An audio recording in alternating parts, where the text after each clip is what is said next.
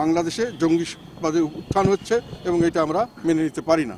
এটা কিন্তু অত্যন্ত বড় ধরনের একটা সাবধান বাণী, এবং এটা যদি আমরা প্রমাণ না করতে পারি যে আমরা জঙ্গিবাদের উত্থান হচ্ছে না বা এটা আমরা যে কোনোভাবে আমরা কন্ট্রোল করতে পারবো, এই ধরনের না করতে পারি, তাহলে তারা শাস্তিমূলক ব্যবস্থা নিতে পারে। বড় ধরনের শাস্তিমূলক ব্যবস্থা আমি বলবো না আফগানিস্তানের মতো, ছোটোখাটো হলেও আমাদের ব্যবসা বাণিজ্যে যেগুলো আমরা আয় ইনকাম করি সেটা ইউরোপ এবং আমেরিকা, এই ব্যবসা বাণিজ্য যদি তারা বন্ধ করে দেয় এবং তাদের যদি রেমিটেন্স বন্ধ করে দেয়, ওখান থেকে আমাদের লোকদেরকে যদি অর্ডার দেওয়া হয় তোমরা যে টাকা পাঠাবার দেশে এটা জঙ্গিবাদের জন্য ব্যবহার হবে, আমরা তোমাদেরকে সেই হিসাবে অ্যাকশন নিব। কাজে কেউ টাকা পাঠাবে না। কাজে আমাদের আয় ইনকাম, এমনকি মিডল ইস্টের থেকে আমাদের যে টাকা আসে সেটাও তারা ইচ্ছা করে বন্ধ করে দিতে পারে। আমেরিকান চাইলে যে তোমরা যদি ওখানে টাকা দাও তাহলে তোমাদের উপর আমরা অ্যাকশন নেব, যেহেতু ওই টাকাটা জঙ্গিবাদের উত্থানে খরচ করা হচ্ছে। দলের ভিতরে যারা বাস করছে বা তারা খারাপ হতে পারে। আওয়ামী লীগ একটা গাড়ি, তার ড্রাইভার খারাপ হতে পারে, গাড়িটা তো খারাপ না।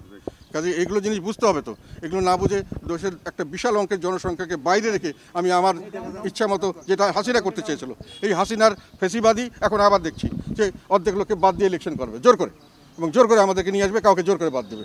এনারা এখন জোর করে আমাদের বাদ দিয়ে জোর করে ইলেকশন করবে।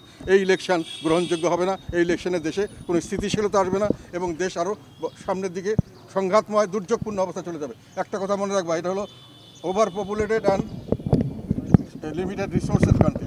অল্প সম্পদ, বেশি লোকসংখ্যা, এবং লোকসংখ্যা বাড়ছেই। আমাদের মতো দেশ যে কোনো সময় বিরাট ধরনের একটা বিপর্যয়ের সম্মুখীন হতে পারে। সামান্যতম ব্যাসকম হলে আমরা একেবারে তলিয়ে যেতে পারি, ধ্বংস হয়ে যেতে পারি এই দেশ। এটা তারা বুঝতে পারছে না। তারা মনে করছে আমরা হেন করবো তেন করবো। আরে দেশ থাকলে না তুমি হেন করবা তেন করবা। আর কোনো ইনস্টিটিউশনকে নষ্ট করা এটা হচ্ছে খারাপ কাজ, আর কিছু হতে পারে না। পুলিশকে নষ্ট করে এখন দেশের লোক বুঝতে পারছে, আর্মিকে নষ্ট করার জন্য তারা এখন লাগছে। তারপরে দেশে থাকবে কি? কে তোমাকে নিরাপত্তা দেবে? তুমি রাস্তায় হেঁটে চলে কে তোমার বাচ্চা কাচ্চাকে বাঁচাবে? এখন তো বাঁচাতে পারছে না। এখন তো